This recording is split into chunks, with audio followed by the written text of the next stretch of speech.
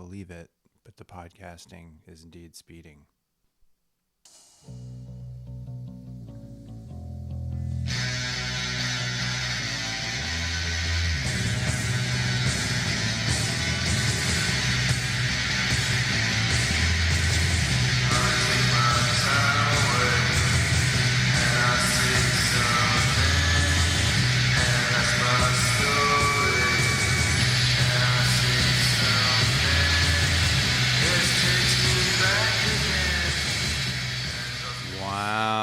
This does take me back again, Melissa. I gave you so much. To a long, long time ago. Very long time ago. When we used to podcast. Oh my gosh. Ladies and gentlemen, welcome back from a very long hiatus to I Already Told You That. I certainly have. No, you have not. I think I played it a little easy on you that time. Oh, yeah? Yeah. You thought that was an easy one. I gave you a little too much music. I usually don't give you that much. Really? Yeah. Wow. Thanks. You're so generous. Oh, my God. We're not going to get into it yet, but I'm already looking at you and I'm like, you really are racking your brain. That's so funny. Like if I were to ask you right now, you couldn't tell me. And I thought for sure you were going to be like, Melissa, come on. I know what this is. Anyway, I just talked really loud. Sorry. I already did it. You already did it. So, you already did that again. Brian, this has been a long time. Oh, my gosh. I can't even remember the last time. Almost a year. Oh, really? Has it been that long? No, I don't think it's been that long. But we've done some in 2024. So sorry, y'all. But we've been busy working. You've been busy. Yeah. I've been laying around like a old lump on a log. Oh, my gosh. We have to remember that when we first started this podcast, for those of you that are not new to this podcast. If you're new, thanks. Yeah. Thanks for coming in. Wow. Gosh. We're going to talk about amazing. music in just a minute, but for a little minute, we're going to talk about something else, which is to the loyal 10 of you that listen to this podcast all the time. Hi. Sorry it took so long. It was just that before when we started this, we started it during COVID and we had a lot of time on our hands and we made them weekly.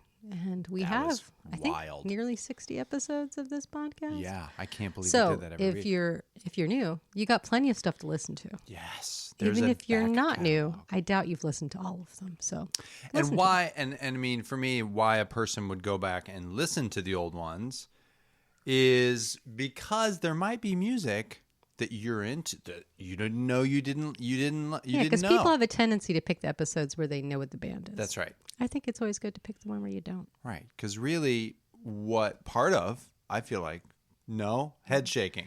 You're going to say something about educational because I don't agree that it's educational. Okay. We're just taking a piss, educational. as they say. Okay, it's not. It's like good. It's just fun. Just talking about music and having. Someone might accidentally learn about some music that they've never heard of before. Maybe. That could be a thing. I guess. Yeah. I guess. I mean, that does maybe happen by accident. Sure. We definitely don't want you to learn about this band or know anything about it whatsoever. I want you to go listen to this band. That's what always the objective is we're going to sit around and be silly and we're going to listen to a band that Brian, if you're new to this podcast, has had no idea what we're going to talk about until he hears the music at the top of the podcast. So right now, he's a little shook, I can see, because this is a podcast where basically I nerd out and talk to him about this band that I really like. And then we listen to their music and we just kind of talk about it and talk about, what that music sounds like to us and how it's playing to him and myself. So and Melissa tries to claim that she's played this music in the house at one point or another. And that it I'm is supposed literally to be like, in the record room right now. I'll pull it out for you. I love that that's always the claim. Like, it's right there. Like, you never pulled it out and just randomly put on this record. Because we got a lot to cover today, Brian. Okay, I'm going to get right into it. Who is the band we're talking about? Oh, my God. So, it's somebody... There's going to be coffee drinking. Sorry. It's the morning. Some coffee in there. It's somebody with a deep voice. It's a man, I think. I'm going to guess it's someone from the UK because I could sense. That's just an easy guess. The Damned. funny because I was going to talk about them, but it is not. I got lucky because I just saw something on Instagram about the Damned, so that was that. They are on the list. It's really funny because I did think about covering them, but no.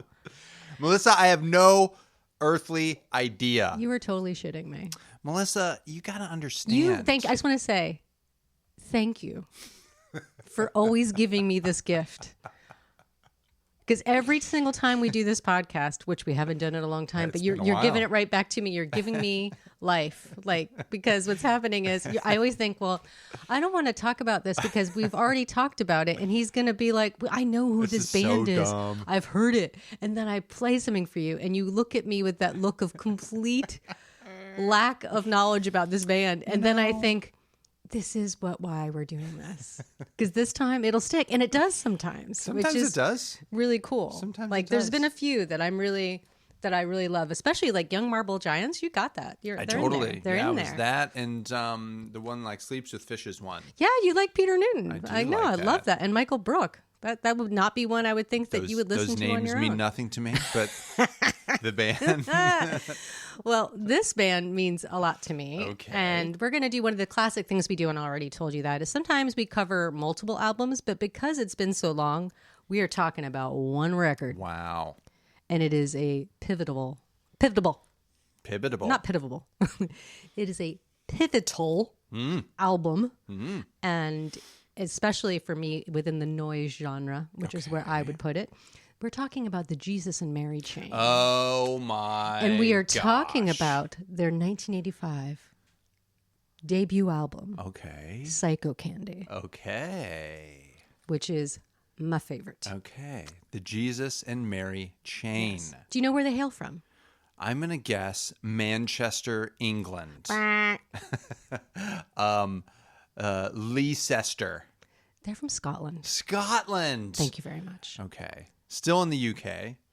I can claim that. Yes. Am I but right they about start that? off... Let's hope I'm right about that. Yes, they are. As of to date, yes, they are still part of it. So they were formed in 1983. And the Jesus and Mary Chain has always been two brothers. Okay. So it's Jim and William. Jim and William. Jim and Bill. Reid. Oh, I stepped and they on both play guitar, but Jim mostly sings. Okay. Which is also funny to me. There's little things you learn when you're doing this. I never knew that. I got this from Wikipedia. Neither one of them wanted to be the singer. Okay. So through a coin toss, Jim became the singer. And the way they formed was I think they formed in 1983, and their father excuse me, let me read something. I have something Please on Wikipedia read here that will your help me. Notes. That'll help me. After quitting their jobs in 1980, Jim and William Reid formed the Jesus and Mary Chain, taking inspiration from German industrial band Einstürzende. Okay. They thought that shit was awesome, which I did too. Yeah. Because it wasn't about playing instruments. It was about making It's about noise. doing it. Just doing it. You don't need to be some guitar expert. Wow. So they were the first ones to say, just do it? Oh, yeah, they were. It's totally here from Wikipedia. Crazy. Thank you. They were also very into girl groups like the Shangri-Las, and they loved the Velvet Underground and the Ramones. They bought a Porto studio. Do you know what that is? Oh, now I remember. You slipped up earlier in this week, and you were like, this guy sounds a lot like the Ramones. Yeah, I did. remember you saying that. I should have taken a clue on that. It's okay. You were just asking me about a Porta studio? You know what that is? Of course I know what that is, Melissa. Well, they got one of those in 1983 because their father had lost his job at a factory, and he gave them 300 pounds from his redundancy, and they bought one. Wow. And they made a demo tape. Wow, he lost his job and gave them money? Isn't that awesome? That is nice. That's pretty nice. And they recorded a demo tape with this song. It's the first single that they ever put out later on, but this is obviously not the demo. But this Why song isn't it the demo? Because I can't find that. Oh. The demo. So you're saying they recorded this, put it on an album. This is the first single released from that album, but they didn't have any demos? Is that what you're saying? No. Why are you confusing it? I don't know. So what happens is bands, they get together, right? Uh-huh. They record a demo, and then they shop it around. They don't have a deal. Like at this point when I'm talking about when he made this Porta Smith. So they're walking around with this tape. But then I think what ends up happening is, from what I read, I think that they eventually moved to England. And then they start getting some attention. Jolly old London. And a person that hears their tape becomes their drummer. His name's, I think, Bobby Gillespie. who also was in Primal Scream. Okay. And he gets it to Alan McGee. And Alan McGee is also a fellow Scottish person that ran Creation Records. Right. Jesus and Mary Chain was one of the first bands that they signed. And he also became their manager. So, but before that, I'm trying to think who put out this single. I think that this single, before the record was released in 1985, this single came out on Creation. And it on the B-side, Brian, was Syd Barrett's Vegetable Man. And we just watched a Syd Barrett documentary. Wow. And it is on the mix. And also, if you're new to the podcast, there is a mix that goes along with this. But because we're covering a whole album, the only thing that will be different about it is the order in which I'm putting things. Because I'm British bands and Scottish bands, typically in the UK, will put out singles before an album comes out. So we're going to cover the first 3 singles that they put out. And then they put out Psychocandy. So Upside Down is not on Psychocandy, but I want to hear it because it's the first thing they put out. So I think it's important you hear it. And it's what generated a buzz about them. Okay. Here's the first song, Upside Down.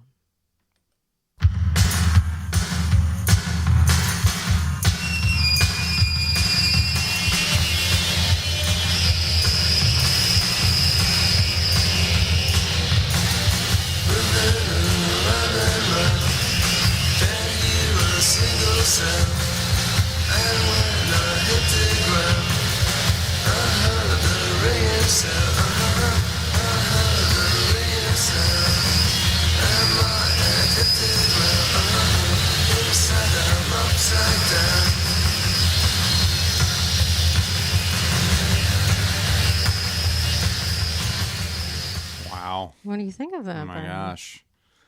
There is some noise happening in that song, Melissa. What kind of noise? Clearly. What are you hearing? Well, there's big booming drums, that's for sure. Yeah. And then guitars that sound like someone is ripping the strings off of them and jamming them into an electrical socket or something. I don't know. Yeah, and I forgot to mention all the people that were in the band at this time. Bobby Gillespie was on drums. Okay. And then Murray Daglish is was the drummer before that. Okay. When they recorded, I think, Upside Down. 2 drummers. But then Bobby Gillespie joins. I see. After that. And then the bass player's name, oh my gosh, I'm losing my mind.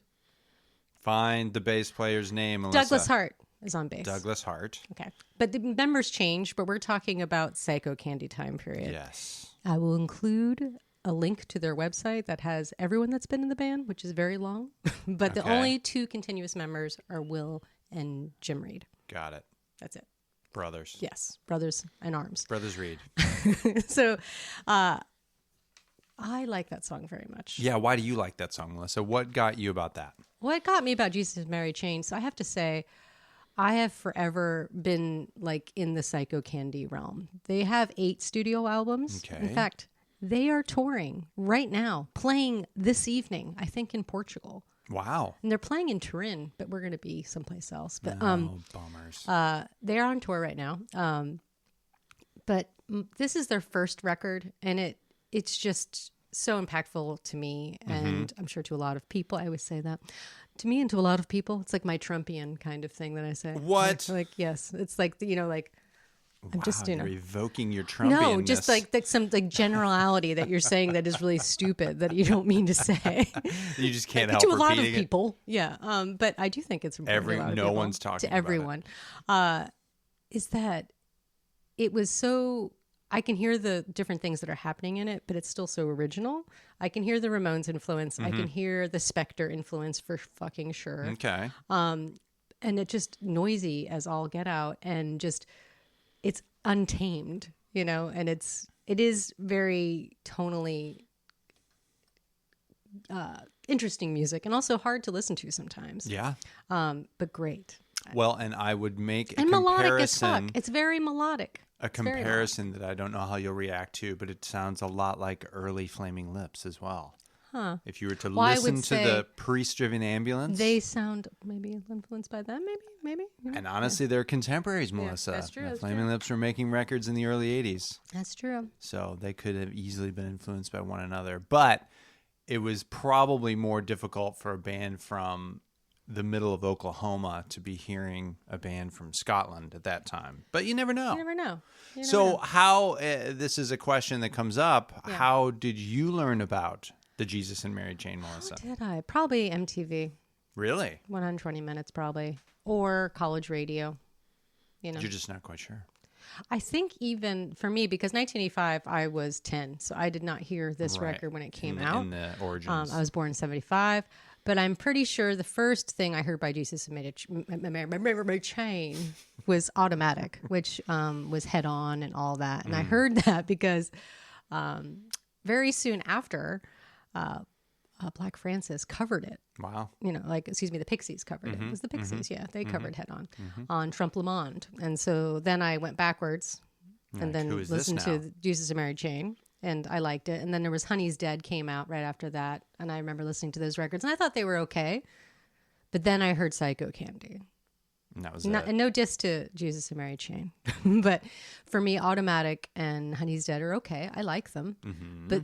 But Psychocandy was like life-changing. It was like, wow. It's the same way I feel about Medicine, The Buried Life. Like those two records to me are bookends of noise, beauty, beautifulness. And they might come up sometime soon. Wow. But that is just like the way that record starts and the way this album starts. Just beautiful, beautiful, beautiful stuff. But we're not to the record yet. We have to keep doing the singles. Let's do it. So let's listen to this. So that first single came out, like I said, in... When did it come out? 85? It came out in 85, but it's important when it came out. I can't find it. It doesn't matter. So that came out. This is And not... that's the kind of information you're going to get I on realized this what I was podcast. trying to say. So Upside Down was just a one-off, right? Okay. It came out before these three singles I'm going to talk about. These three singles are off of Psychocandy that we're Okay. now going to be hearing. Right. That preceded the album. Because But that then happened made to it onto the build album. up the attention for the record. So Sure. the first one that came out was in February of 1985, and it's called Never Understand.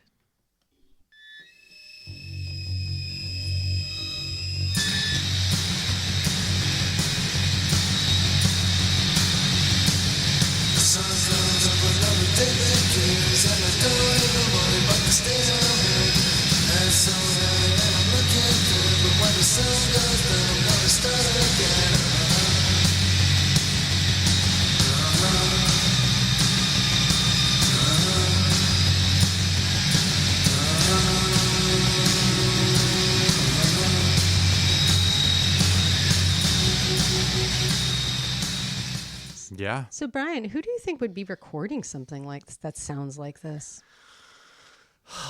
Well, it's not going to be old Eno. And it's probably not going to be like Bob Clearmountain, because he's over there doing Tom Petty and you know, those guys. I have no idea, Melissa. Who?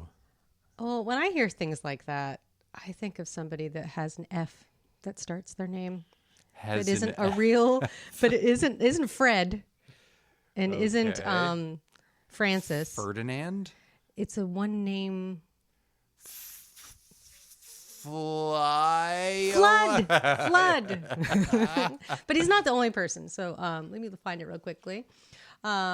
The person that is producing the record is Jesus and Mary Chain. Okay. Flood is an engineer. Okay. And so is Alan Mulder. He's an assistant engineer. And this is one of the first things he's working on with Flood at Trident Studios. Okay.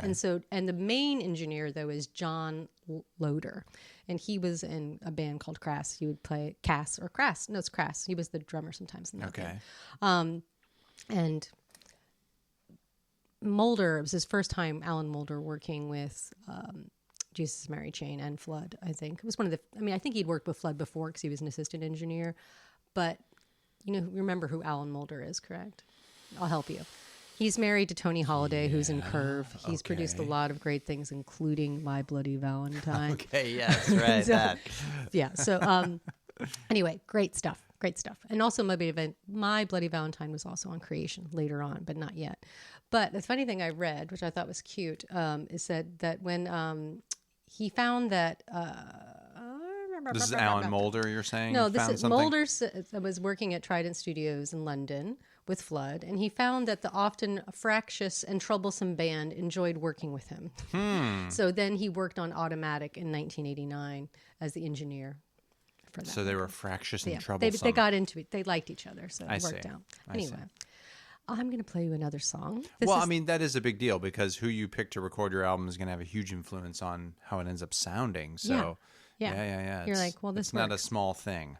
I'm actually not going to play this. I'm going to play a little bit more of what we were already listening to. A little bit more of Never Understand. Okay.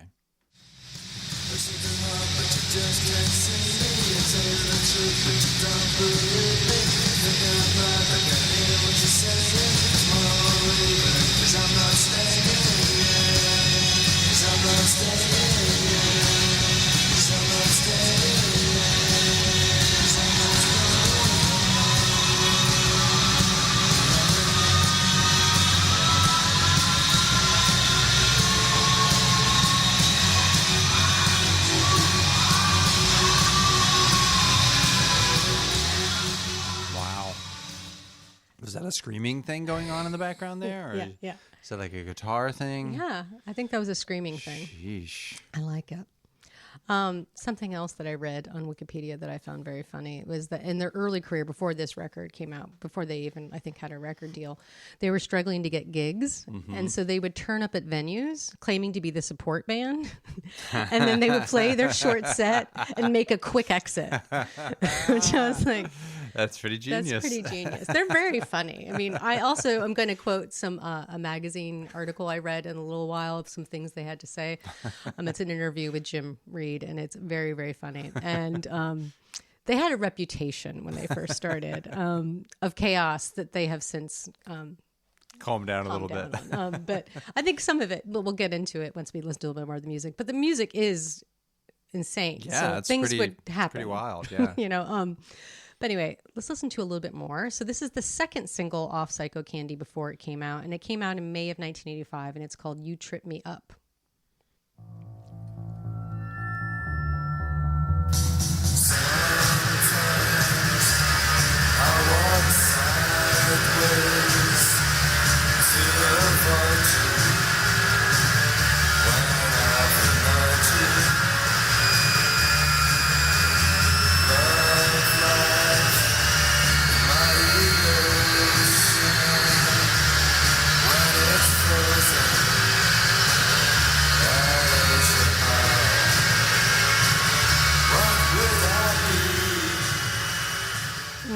Sometimes I walk sideways. To avoid you.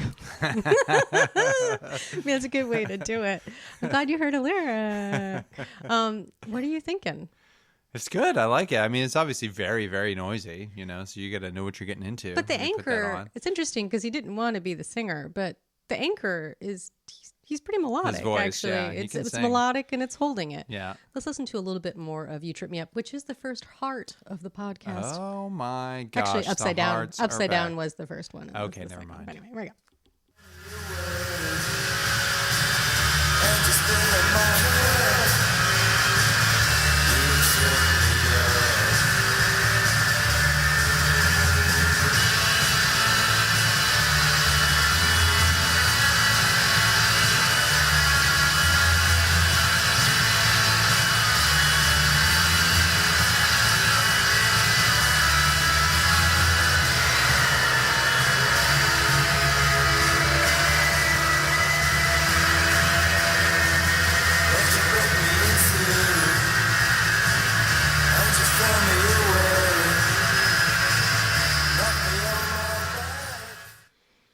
There was actually a bit of a guitar solo in there. I heard know. back That's there. a guitar solo. What'd you think of that guitar solo?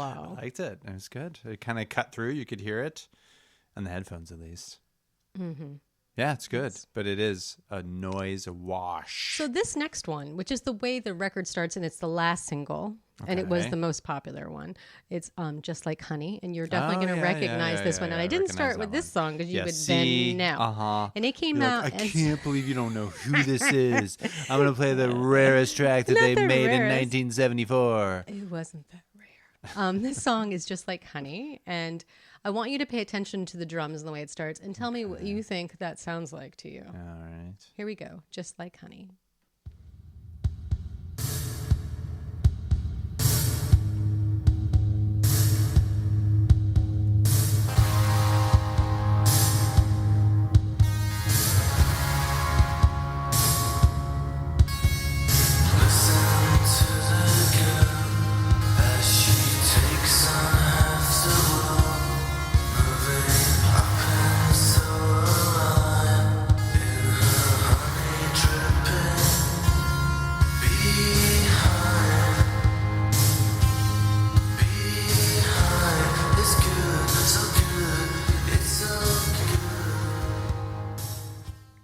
saying honey dripping behind or beehive? I don't think he means behind, but I don't. Maybe it's so cute. That'd be so really it could be cute. her honey oh dripping my behind. God.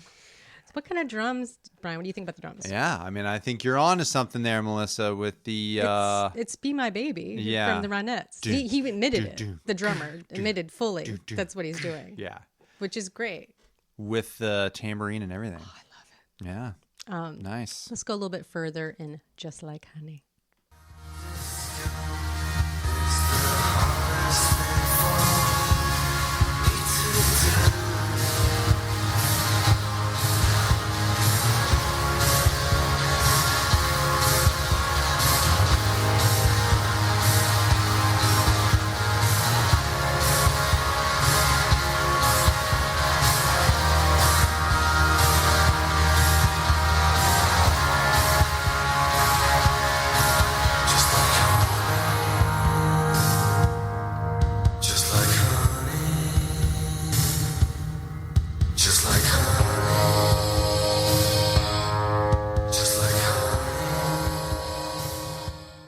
It is weird though, like you can tell, and not to get into like the recording weeds, but like you could tell that there's obviously a lot of reverb on everything. What are you talking about?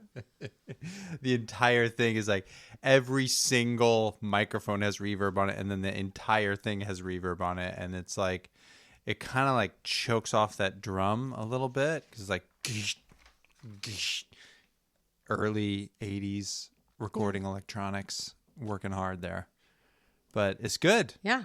And I failed to say what record label they were on. So I told you that you said Creation, didn't you? For the singles, but then they got signed to a subsidiary of Warner Brothers called Blanco y Negro Records. Blanco y Negro. And it's, like I said, it's part of Warner. Wow. But they were still managed by That doesn't sound Spanish. What? What are you going to say? That doesn't sound Scottish to me. Blanco they y Negro. weren't in Scotland anymore. And so March of 85, they began recording Psychocandy with engineer John Lauder, as I mentioned, at Southern Studios in Wood Green, North London. They recorded for 6 weeks, and it cost £17,000. Wow. There you go, Brian. That's not bad. No. Let's listen to something off of that. Okay. Another Heart. This is called The Living End.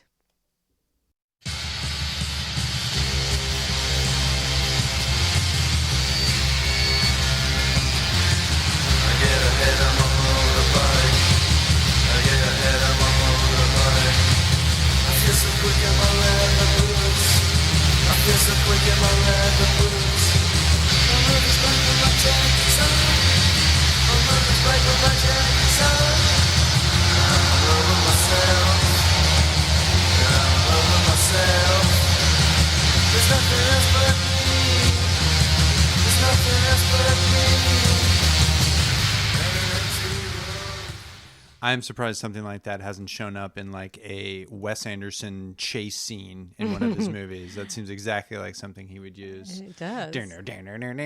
You're right. It does need to be. I got on my motorbike. Last time it was Devo. Now it's going to be this. Yeah, that'd be great. I put on my leather boots. It reminds me too of Love and Rockets. They have a song called Motorcycle that it also reminds me a lot. So I wanted to quote from this magazine. It's Qbuzz, I think is what it's called. It's Qobuz. Qbuzz magazine. And Jim Reid said that back in the 80s, we recorded Psychocandy because that's the kind of music we wanted to hear, but nobody seemed to be making it, so we made it. Nice. Well done. Yeah. When he was asked what guides his creation. So that's kind of how they came about doing it. It was like, we're not hearing what we want to hear. Let's make it. Which I really appreciate. But also, it's kind of like the quiche we had this morning, Melissa. Don't even. Let's listen to a little bit more of The Living End.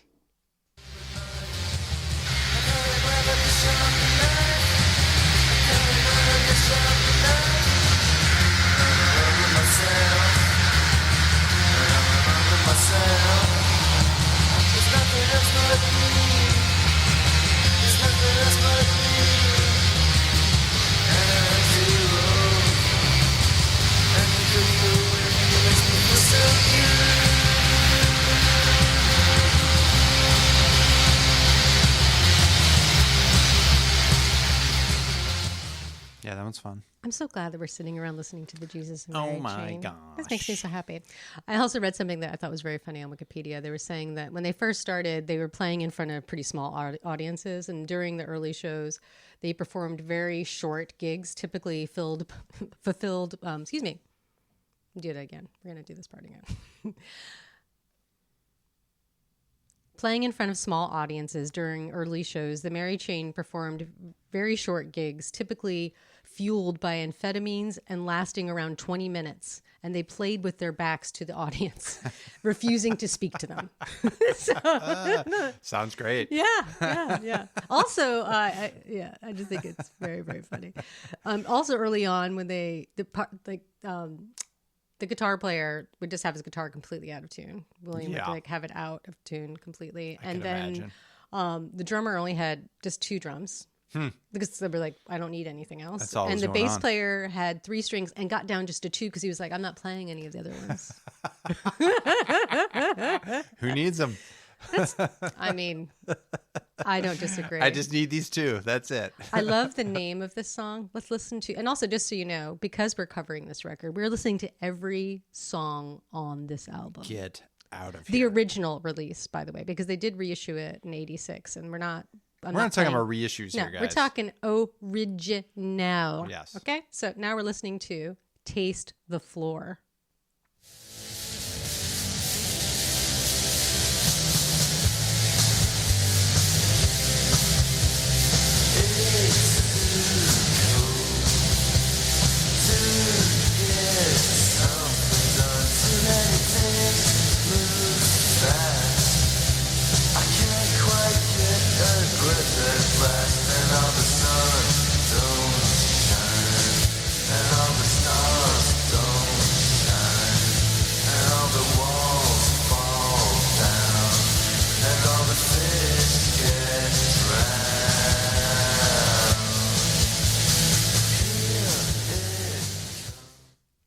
Yeah. Also, the other thing about them, which I don't think is a weird thing to say, but I thought, I thought they were sexy. I thought it was like the way the voice sounded. I thought it was like dark. It was all of those things to me. Yeah, right. Psychocandy. I liked it. Yeah, that reminds me of a story It that sounded just a little happened. dirty. It does sound a little dirty. And I kind of liked that when I was listening to it when I was young. Yeah. There was this, I think it was in New Zealand. There was a story this week where some sort of charity was giving out candy, and they realized that it was meth. What? How could they not know it was meth? I don't know, but that's what Did the someone article like play said. a joke? Like they just thought it was funny to give meth to kids or something? I guess, yeah. They thought it was Like it's like that the was razor crazy. in the candy now is just meth? Yes. Well, I think they listened to this record and they're like, you know what? Let's make it for real. Stop it. Let's listen to a little bit more of Taste the Floor. Was it Smell the Glove? Yes. Here's a little bit more of Taste the Floor.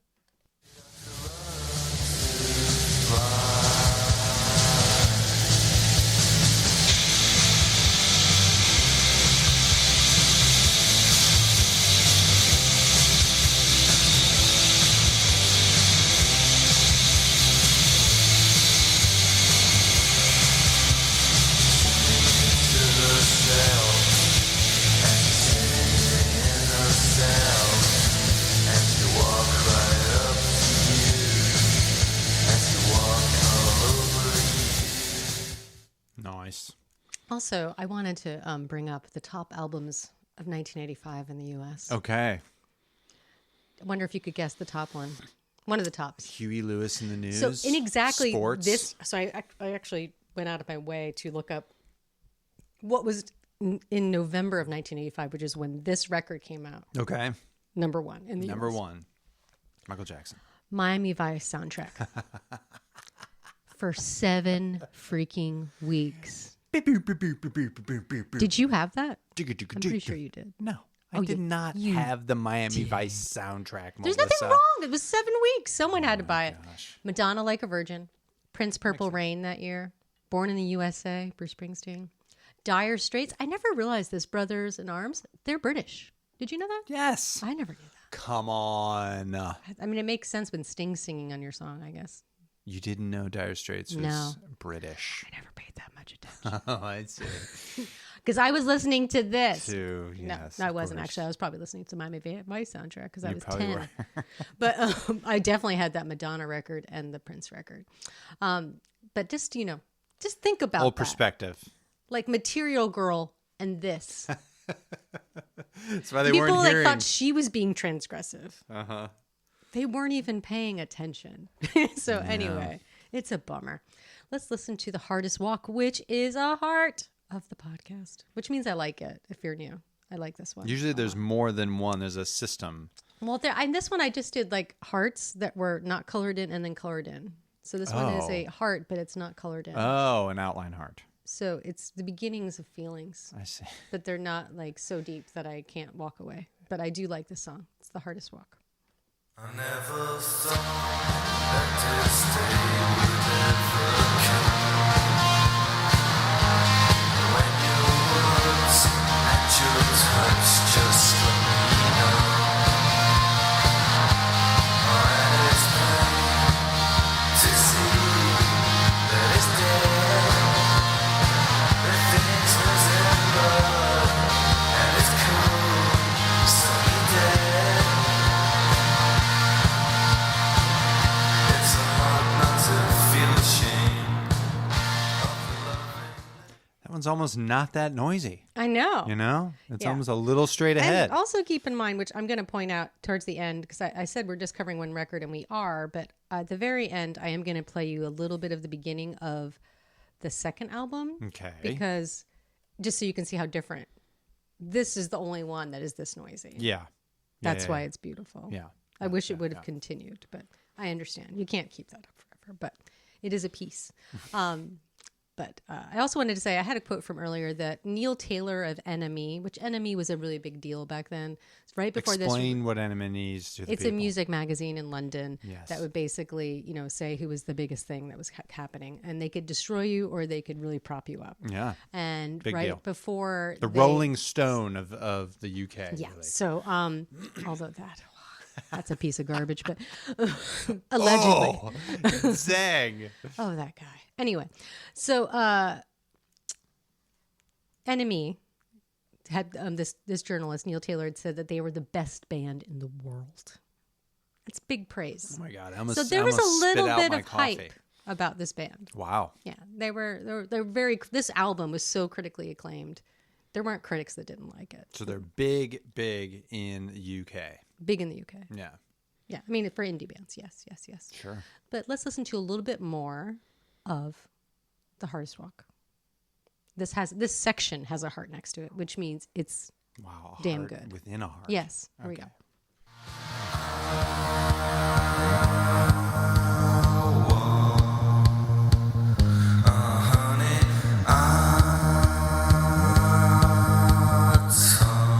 I don't want you to want me. Don't want you to need me. Don't want you to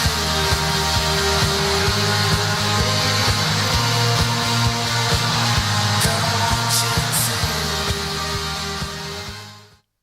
to. Yeah. Yeah. Melodic, pretty. Isn't that great? Nice. And I think this record has like 13, 14 tracks on it, and it's less than 40 minutes. Because So these songs aren't long. No, the longest song is like 3 minutes. Most of them. No. I'm excited. This is fun. I forgot. Clearly. But the funny thing is, I think about it, and as we're doing it, I'm like, who wants to like listen to a record? I'm sorry about it. But we thank you for doing it, yeah. all 6 of you out there. We appreciate it. And hopefully you're enjoying it too. And you'll go out and listen to the whole dang thing. But also something I read in that Quobuzz magazine that I found hysterical. Jim Reid said that when they made Psychocandy, they brought it into Warner Brothers and they said, "What the fuck is this? This is a piece of shit. Is this a demo?" And we were like, "No, this is what we've been spending the last several months recording." And they said, "So why don't you go away now and make a real record?" Ouch. And they were like really upset because they were like, I imagine. Because this is the beginning of their relationship with Warner Brothers. Oh and he was my like, and it gosh. didn't change. He was like, they was always like that. Like, there was always adversarial, like, and just not where like McGee was like, fuck yeah. Like Yeah. everything they were doing, like Yeah. any kind of chaos they caused, he was like, great advertising. Like he loved it. Like he loved every element of like that kind of stuff happening. I think he called it art terrorism at some point. Whoa. To quote McGee, he said that about the Jesus Mary Chain, some of their live shows. Like, when something crazy would happen, he'd be like, "It's art terrorism." Oh my gosh. So I mean, it's just imagine that. Like to make this record, which I said, and they didn't change it. They still got it, but they had a lot of, like, I'm sure they had a pretty big lack of support at that point for this record. From Warner Brothers. Yeah, but that's who was putting it out. It's a subsidiary of Yeah. it. So not great. But it's just funny because then all the critics were like, it's the best record. So it just goes to show you, people in suits don't always know what they're talking Well, about. they're trying to make money, Melissa. Yeah. So let's listen to They another got song. Madonna out there pulling in zillions. Yeah. That's what you should have seen. Who else was on Warner at the same time? We'll also keep in mind that the other thing that they're coming out of is keyboards were the thing at the time. So like guitar wasn't as big. Like this was a turn. It's like the Eurythmics were big. Things like that were big. You know what I mean? So New Order. So this was a different thing Right. entirely. And shoegaze wasn't doing anything. So like this is the essential beginning of noise and the birth of a lot of that. So it's a pretty foundational thing as far as influencing bands like My Bloody Valentine and all that kind of stuff. So And he's pulling it from he's pulling it from From, Spectre, like, I yeah, think, Phil and Spector. also not just that in the Velvet Underground. They are. There's two of them. Let's listen to another song called "Cut Dead."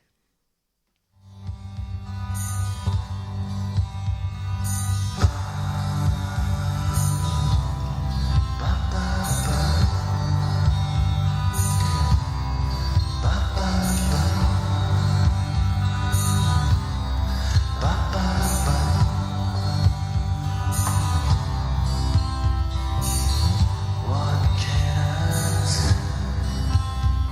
It's got me beaten black and blue.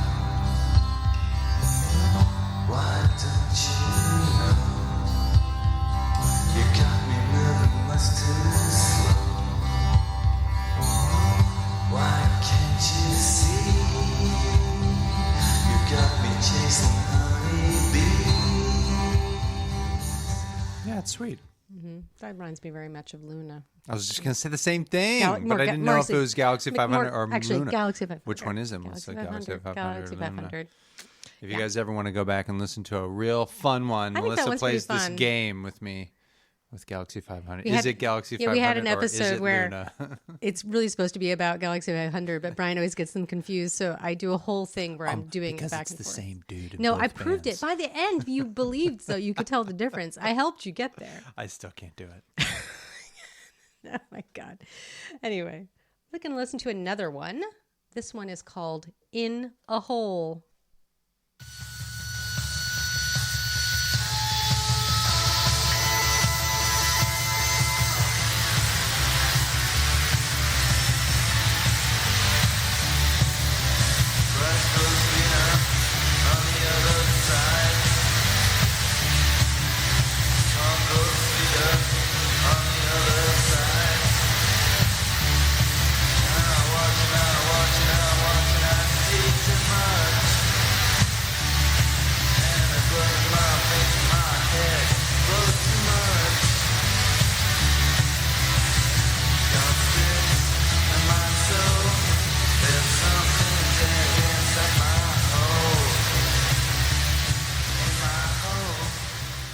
Wow. There's something in in my soul. hole. Is that what he said? Yeah. I just love how tinny everything is. I've said this before, but it hurts my teeth. It's so freaking tinny. Yeah. It's like You a do love that. dentist with like a tool, like a very high drill, like in there, but you kind of like it. It's weird, you know. It is a weird thing, but just it gives me goosebumps. Scratches Like, it makes that me, itch yeah, very you. happy. I'm into it. I want to bring up another quote from that magazine that is freaking hysterical. This is from the Quobuz magazine, and he was saying that, "What's the worst thing a band?" The journalist asks, "What's the worst thing a band could go through?" And Jim Reid says, maybe doing a tour with Coldplay or something like that. Poor Coldplay. But it's true. Not for everybody. There's some people that like Coldplay, Melissa. That's unfortunate. But I just, yeah. I thought that was funny. There's something else he said in there too. I can't remember exactly, but it was talking about, you can be that kid who wants to learn like Eric Clapton, or you can be that person who wants to learn the Ramones.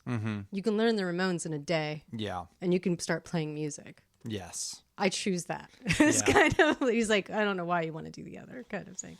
Like if you might want to be a master or something, but that's never what they wanted to do. They just wanted to play music. Right. And just that idea of that, like anyone can do it. You don't need to, it's really just about like confidence and just doing it. Yeah. And not, right. And having a point of view. And that's what they liked Einstürzen and Newbotten and all those bands, because they were just picking up stuff. They were using a drill. They didn't care. They were just like, we're going to make sounds. We are motivated to do this, and we're going to do it. Yes. Let's listen to another track from Psychocandy, the classic album from 1985. This one is called Taste of Cindy. Cindy's moving on, talking Cindy to everyone, till she's had her fun. She and me, we twist the sun and sea, still she's talking to everyone. Cindy's had her fun.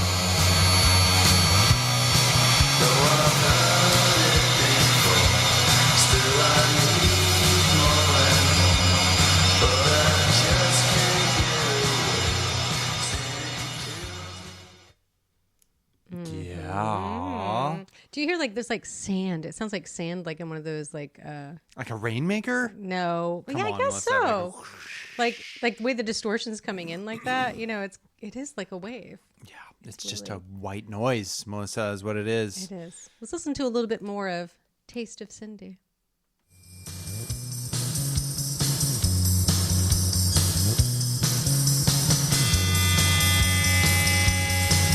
And I'm trying, but she looks right through me. Knife to my head when she talks so sweetly. Knife in my head when I think of Cindy. Knife in my head, it's a taste of Cindy.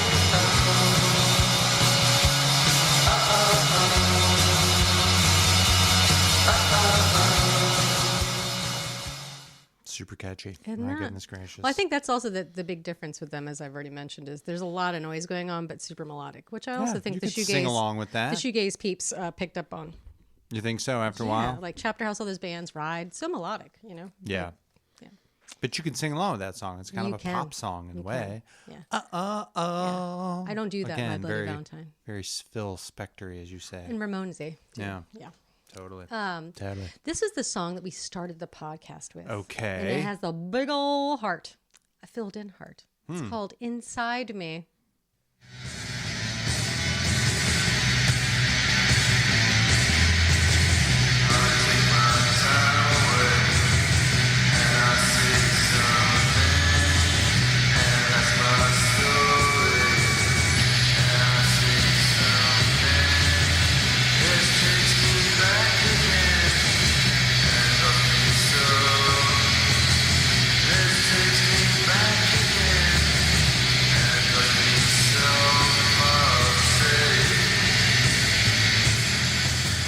I'm just saying that with that drum beat and the way his voice sounds, it could be a lot of different bands, Melissa.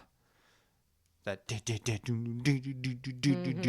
what bands? The Cure, I think he uses that sound. And then what's it? This gosh, there's that other band. It's very popular. Okay. That the guy unfortunately ended his life early, and There's I a can few of those. New unfortunately. Order. Oh, yeah. Joy Division, yes. Joy They're Division. Definitely influenced by Joy Division. Yes. That's the thing is too, is like I was thinking while that song was playing, dark. Once again, I love the dark about it. It's a little goth. It's pretty goth, Melissa. It's a little goth. Were they goth? Did they No. dress in black No, clothing? they did have big hair. Yeah. They did have big Did hair. they I'll put show you after. eyeliner on their eyeballs? Yes. See? They had goth tendencies. Also, I wanted to tell you, audience was, like I said, they had this reputation that happened, and it was early on, because a lot of it was the audiences would get upset because they would play for no more. They would always pay for like less than 25 minutes. And Jim explained that there's never been a group good enough to play any longer. So like there were several times where they would play for 20 minutes and like crowds would lose their shit and get mad. Because they'd stop playing. Yeah, like because they were like they're like They're like, the "We want headlining more." act, you know. Right. So yeah, but in their in their defense, I mean, they were like, we didn't have that many songs. Like, Well, that's what Melissa, I did see the Jesus and Mary chain. What? Yes. You waited this long to have this connect? Well, Did you just realize this? Or No. just I realized it earlier on, but I wanted to ask you if you've seen them play. I have not. Okay. Whoa. They were part of Lollapalooza too. That's why I didn't. The second round. I knew that, but I didn't go to that. I went to the first one. And they played during the day, and I remember watching them and knowing nothing about That them was whatsoever. definitely during Automatic. What'd you think of it? I just think, it It was catchy. Yeah, but I thought it was goth because I Really? assumed for some reason it was They're gothy not. music because it was like that. I mean, It's super I can't poppy, Automatic. really remember it so much because I was 16. It was a long time ago. You may have been high. No way. I was just so pumped for Pearl Jam. Oh God. But yeah, I saw them play, and I do remember there just being like a lot of Lights? strobe lights. But the Yeah. thing is, it was during the day, so Did it they was have hard smoke for them. machines? Yeah, it was. I think the stage was filled with smoke, and Were their backs turned? I mean, all you could see is silhouettes of little people, and there was one of those outdoor theater big things. hair. And we were up on the grass, so I mean, they were just like little tiny people on a stage. That is so weird. Yeah, I saw them, Melissa. I've seen Jesus and And Mary you Chain. still didn't know when you heard them when we started the podcast. As I said, that Oh my God. track could be so many. If you had played Just Like Honey, I probably would have had a little bit better of a chance. I don't think so. You would have recognized the song, but you Of wouldn't course, know the name of the band. something deep inside the old noodle. Which, would have speaking of, let's connected. get back into Inside Me. Okay. Let's listen to a little bit more of it.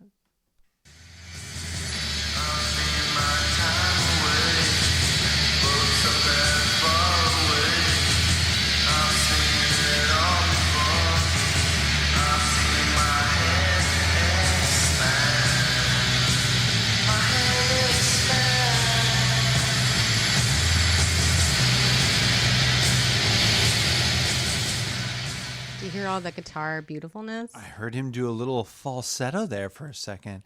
My head is He does that. spinning. Mostly it's down here all the time. Your rendition is really good. I still can't believe that you've seen them. And I know I'm haven't. blowing you away You really with have. this. Like, I'm shook. I'm a little shook. I don't know if I'm cut out for this anymore. You're kicking I yourself don't even now. know. Like, the weird thing is, it's weird that I never saw them, and I think it's because, like I said, they did do a thing where they were doing Darklands, just that record, and I'm not sure if they did Psychocandy. You know how bands do that now, and I Sure. love when they do that. But now that we live in Europe, it's kind of weird. Like, I have been watching this tour, trying to see, but the dates just haven't worked. I do want to see them, and I think probably when I was younger, it's not their fault, but I think I had heard that they would have things happen when they played live, and I don't think I was so into You're a that. little. I was a little timid. Yeah. I just wanted to see music. Sure. You want to go get Music. Plus, beat up? once again, I lived in Florida, so the Jesus and Mary chain weren't coming to Florida. No. None of those Can't bands came to imagine they Florida. were. They probably did for the Lollapalooza thing, but I don't know. I was doing something at that point. I don't remember what I was up to during the second Lollapalooza. I was busy. But anyway, I can't believe it because it is weird that I haven't seen them. How dare you? How dare you? How dare you? How dare you? I think they See played them. after Beck, maybe, or maybe before Beck, because Beck was on that one as well. Yeah, Beck was and already on that? I'm Weird. pretty sure. Yeah, and Ice-T was on that one, and well, of course, headlined by our RHCP, and Pearl Jam was in there, and Soundgarden, And Wasn't Ice-T in the first one? I'm pretty sure Ice-T was in the first Lollapalooza because I saw him. I might be mixing it up mixing with. it up. There was another like music festival that was like a St. Louis thing. No, because I saw him do Cop Killer, so I'm pretty positive he did the Okay. first one. Okay. Because it was a big deal because there was cops in front of him, and He did it. Yeah, he did it. Oh my gosh. Yeah. And now he's Yeah, he plays a a cop. Yeah. Anyway, amazing. let's listen to. What a topsy-turvy world we live It's in. so weird. We're getting old. Speaking of, let's listen to Sowing Seeds. Although this is timeless. This whole record, I will. If it came out right now, I think it could do just fine. Of course. Like, and I think that's why. Anything came out right now do just fine. No, that's not true. I don't think things can always stand up. I think sometimes you're like, ooh, that's a little dated. Not this. I don't think so. That's right. Sowing Seeds.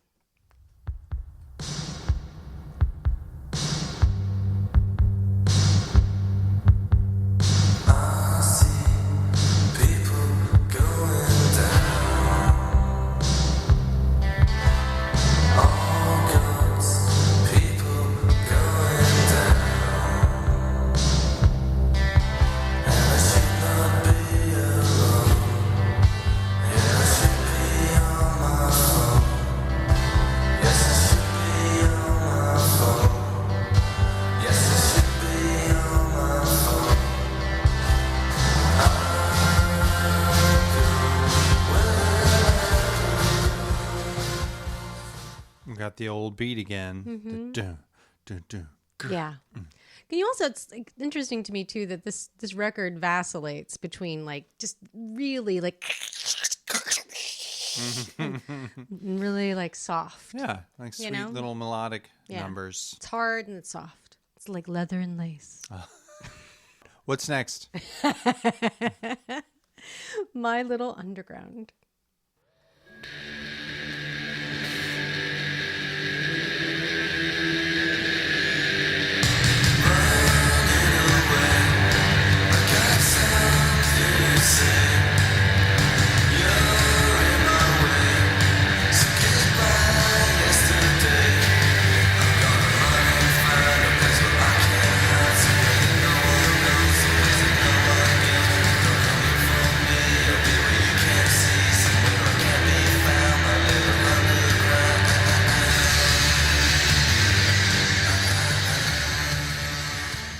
I love that track because we're getting towards the end of the record right now. Okay. And dude, bring it back up. You know, like it was getting like the last song was a little slow and sweet, and then they're like, you know what, we gotta get them back up.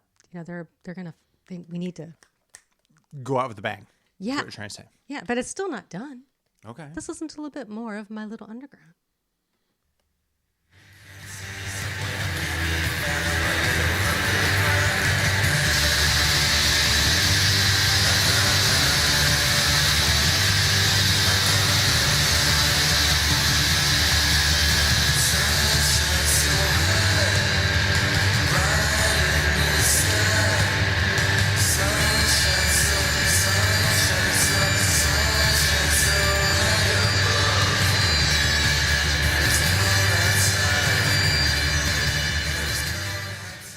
Yeah, that one. I love that one. That one rocks. Doesn't it? Yeah.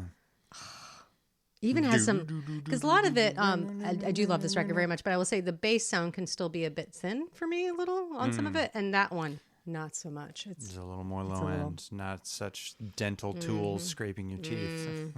I like it. It's a good cleaning. So Brian, Yes.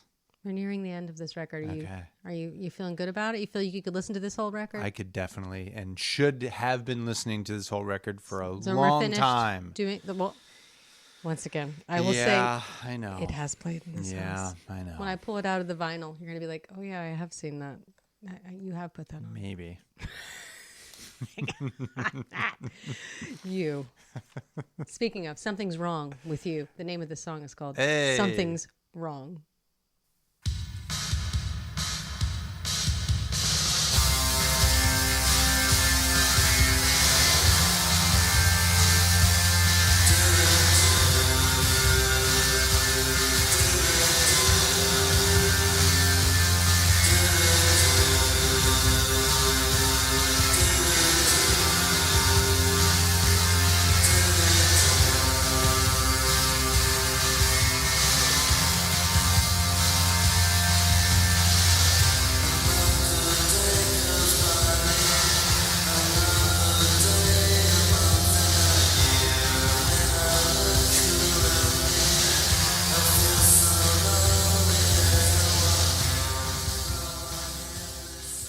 So this is the last song on the record? There's one more. Oh, wow.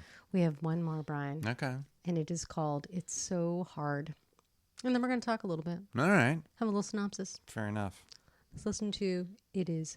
Actually, not It Is. It's So Hard.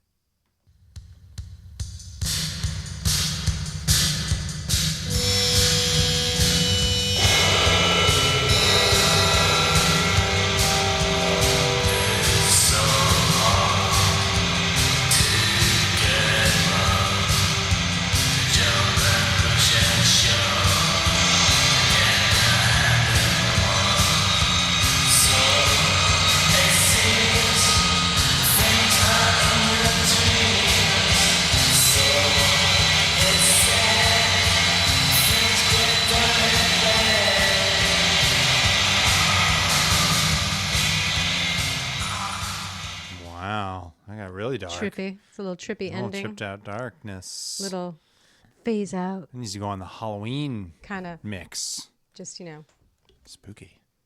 kind of seems a little druggy. But Oh, it's yeah, good. It's okay. probably a little druggy. But A it's little okay. drugged out. Allegedly. Oh. So Brian, like I said, love this record, Mm. and I'd want to juxtaposition it for you a little bit. The Mm-hmm. next record that's going to come out is called Darklands, and it comes out in 1987, and it Okay. is more popular than Psychocandy is. But I'm going to play you just a song off of it, so you can kind of understand. This is a single off of it, just so you can hear how different it sounds to me. Let's see. I want to see if it sounds different to you. Okay. This song is called April Skies.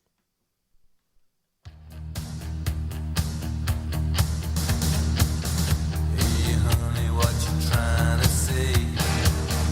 As I stand here, don't you walk away. And the world comes tumbling down. Hand in hand in a violent life, making love on the edge of a knife. And the world comes tumbling down. And it's hard for me to say. What's the drums? What are the drums doing? Sounds like they found that guitar tuner. Somebody. They got a little country twanging going on there. It's a little replacement-y, I would Isn't say. that even. different? Yeah. Isn't that different? Well, clearly, Warner Brother got their No, way. I don't think so.